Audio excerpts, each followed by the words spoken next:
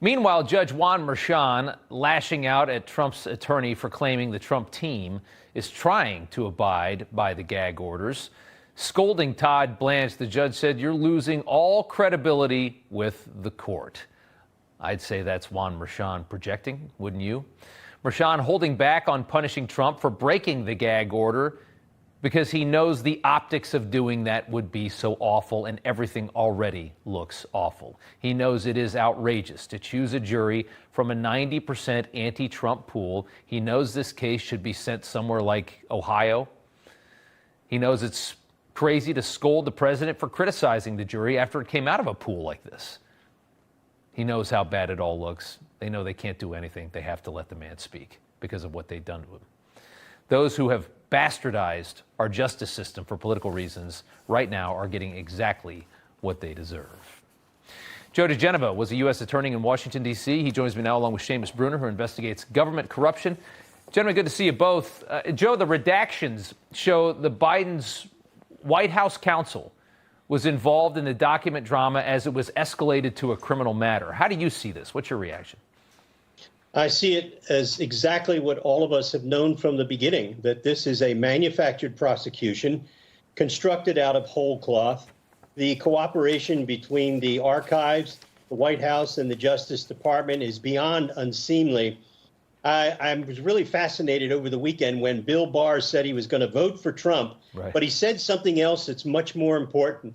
He described his successor, Merrick Garland, as a thug. Can you imagine? Bill Barr said that the people going after Donald Trump are thugs. That includes Alvin Bragg, that includes Letitia James and Merrick Garland. And what we saw in that unredacted piece of correspondence with Sue from the White House counsel's office was a massive conspiracy to destroy Donald Trump. It's so true. And again, just to reemphasize the disdain that Bill Barr has for Trump to make those comments, just put so much oomph behind them. Seamus, Jack Smith's legal team argued that the materials should have remained redacted in order to protect witnesses.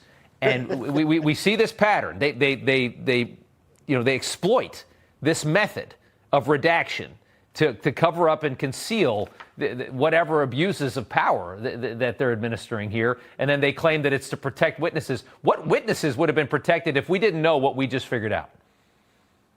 Well, yeah, Rob, you're exactly right. Jack Smith has nothing else to say. This is the cover-up. They are trying to cover up. And I'm not sure that the cover-up is worse than the crime in this case, because this goes beyond election interference. This coordination between the National Archives, the Biden White House counsel's office, the DOJ, and the FBI, this is a crime of the highest order. This goes beyond interference in an election. This is rigging the election. They are trying to rig the election. They are trying to take out their number one opponent. This is Soviet-style tactics.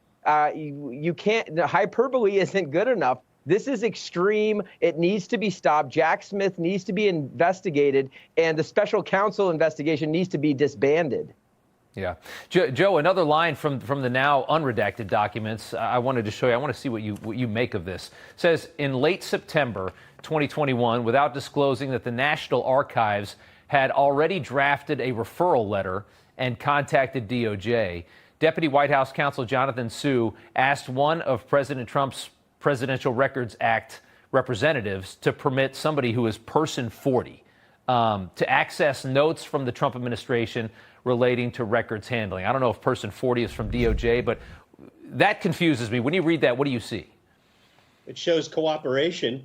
It shows interference by the White House counsel's office in a matter that they should have nothing to do with.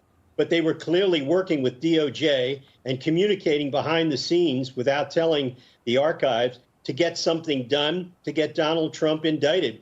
And by the way, what they were doing, in my opinion, is a conspiracy to deny Donald Trump his civil rights.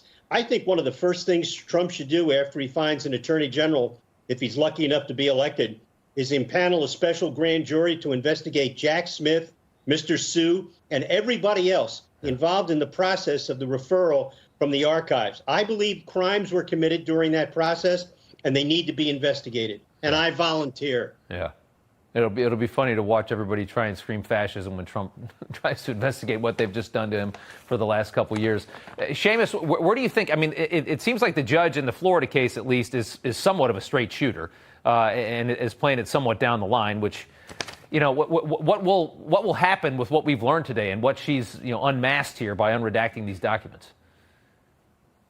Yeah, exactly. I mean, Judge Eileen Cannon is a hero for revealing what's going on here. I mean, we've all sort of known intuitively that by trying to bury Donald Trump under the prison, there's something wrong going on. Now we have the smoking gun evidence that Crossfire Hurricane was nothing on Plasmic Echo. Plasmic Echo is the new Crossfire Hurricane, and this is totally reeks of corruption. It's Soviet-style tactics. And I mean, the more we learn, the worse it gets. And Joe, does this go anywhere now that this has been revealed? Is there any move that can be made? Is there going to be an appeal filed based on this?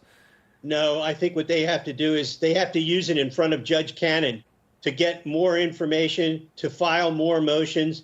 And I don't think there's any way this case goes to trial before the election in light of the stuff that's being revealed, because they can file additional motions seeking just more evidence about this. It's clear that Jack Smith is doing something that a prosecutor must never do. He's hiding exculpatory information from the defense. Okay. Boy, picking all this nonsense apart one by one. Joe DeGeneva, Seamus Bruner. Gentlemen, thank you so much. We appreciate it.